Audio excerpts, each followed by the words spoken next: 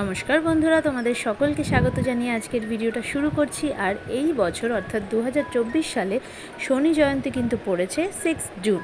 অর্থাৎ এই 6 জুনের দিনটিতে করণীয় একটি সহজ উপাচার কিন্তু আজকে আলোচনা করব।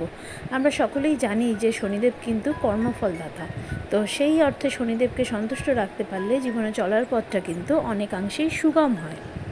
এছাড়াও যাদের জন্মছকে শনি গ্রহ পীড়িত রয়েছে তারাও কিন্তু অবশ্যই এই উপাচারটি মন দিয়ে করবে। তো এই উপাচারটি করার জন্য একটি মাটির প্রদীপ নিয়ে তাতে সর্ষের তেল ভর্তি করে সামান্য কালো তিল দিয়ে নিজের হাতের তালুতে নেবে, নিয়ে উত্তর দিকে মুখ করে নিজের মনের ইচ্ছে শনিদেবের উদ্দেশ্যে জানাবে, বা নিজের যা সমস্যা রয়েছে সেটি শনিদেবকে জানাবে, বা যার কোনো কর্মপ্রাপ্তিতে বাধা আসছে শনিদেবকে জানাবে। জানিয়ে এই মন্ত্রটি, যে দেখো স্ক্রিনে আসা মন্ত্রটি 11 বার জপ করবে।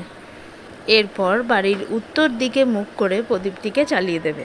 এবার প্রদীপটিকে কিন্তু জ্বালিয়ে ঘরে চলে আসবে। এটা কিন্তু ছাদে করতে পারো বা বাড়ির বারান্দায় করতে পারো, বা যদি এগুলো কোনোটাই সম্ভব না হয় তাহলে নিজের ঠাকুরের সিংহাসনের সামনেও কিন্তু করতে পারো। এবং এই প্রদীপটি তত সময় পর্যন্ত জ্বলবে যতক্ষণ তেল থাকবে। নিজে থেকে আর নতুন করে তেল দিতেও হবে না, বা প্রদীপটা নিজে থেকে ঠান্ডাও করতে হবে না। তো প্রদীপটা পুরোপুরি জ্বলা হয়ে গেলে পরের দিন প্রদীপটাকে কোনো জলে দিয়ে দেবে, তাহলেই হবে।